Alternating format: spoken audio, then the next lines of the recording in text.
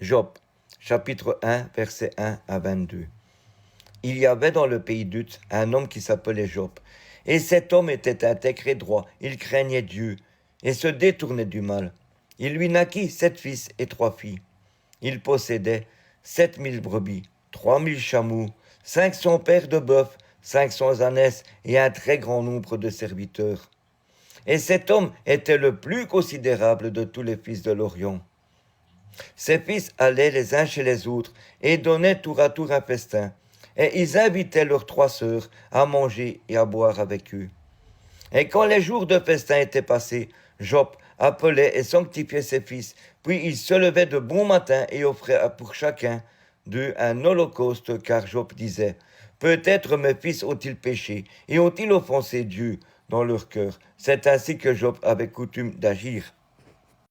Or les fils de Dieu vinrent un jour se présenter devant l'Éternel. Et Satan vint aussi au milieu d'eux. Et l'Éternel dit à Satan, d'où viens-tu? Et Satan répondit à l'Éternel, de parcourir la terre et de m'y promener. L'Éternel dit à Satan, as-tu remarqué mon serviteur Job? Il n'y a personne comme lui sur la terre. C'est un homme intègre et droit, craignant Dieu et se détournant du mal. Et Satan répondit à l'Éternel, est-ce d'une manière désintéressée que Job craint Dieu? Ne l'as-tu pas protégé, lui, sa maison et tout ce qu'il est à lui? Tu as béni l'œuvre de ses mains, et ses troupeaux couvrent le pays. Mais étends ta main, touche à tout ce qui lui appartient, et je suis sûr qu'il te maudit en face. L'Éternel dit à Satan, voici, tout ce qui lui appartient, je te le livre. Seulement, ne porte pas la main sur lui. Et Satan se retira de devant la face de l'Éternel.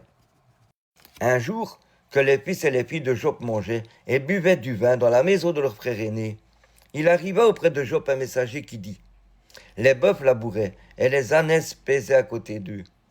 Des Sabéens se sont jetés dessus, les ont enlevés et ont passé les serviteurs au fil de l'épée.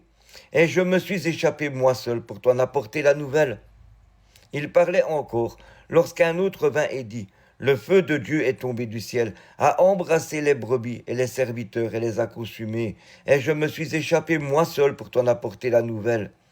Il parlait encore, lorsqu'un autre vint et dit, des Chaldéens, formés en 3 bandes, se sont jetés sur les chameaux, les ont enlevés et ont passé les serviteurs au fil de l'épée. Et je me suis échappé, moi seul, pour t'en apporter la nouvelle. Il parlait encore lorsqu'un autre vint et dit, tes fils et tes filles mangeaient et buvaient du vin dans la maison de leur frère aîné. Et voici, un grand vent est venu de l'autre côté du désert et a frappé contre les 4 coins de la maison. Elle s'est écroulée sur les jeunes gens et ils sont morts. Et je me suis échappé moi seul pour t'en apporter la nouvelle. Alors Job se leva, déchira son manteau et se rasa la tête. Puis se jetant par terre, il se prosterna et dit, je suis sorti nu du sein de ma mère, et nu je retournerai dans le sein de la terre. L'Éternel a donné, l'Éternel a ôté. Que le nom de l'Éternel soit béni. En tout cela, Job ne pécha point et n'attribua rien d'injuste à Dieu. Job, chapitre 2, versets 1 à 13. Or les fils de Dieu vinrent un jour se présenter devant l'Éternel. Et Satan vint aussi au milieu d'eux se présenter devant l'Éternel.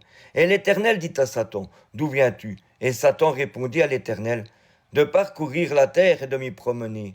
L'Éternel dit à Satan, as-tu remarqué mon serviteur Job?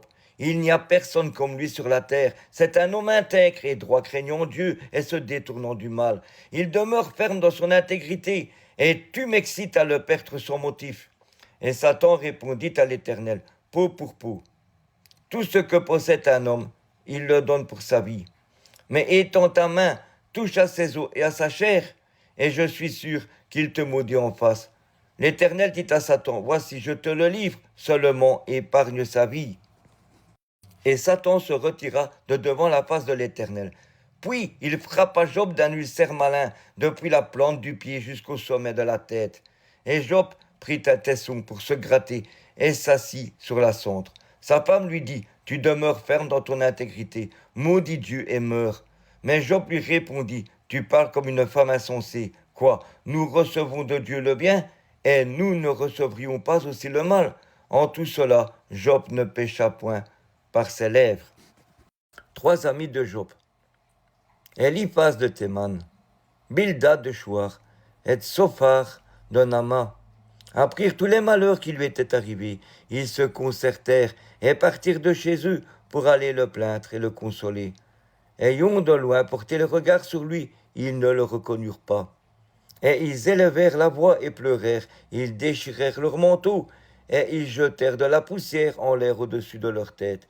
Et ils se tinrent assis à terre auprès de lui 7 jours et 7 nuits, sans lui dire une parole, car ils voyaient combien sa douleur était grande.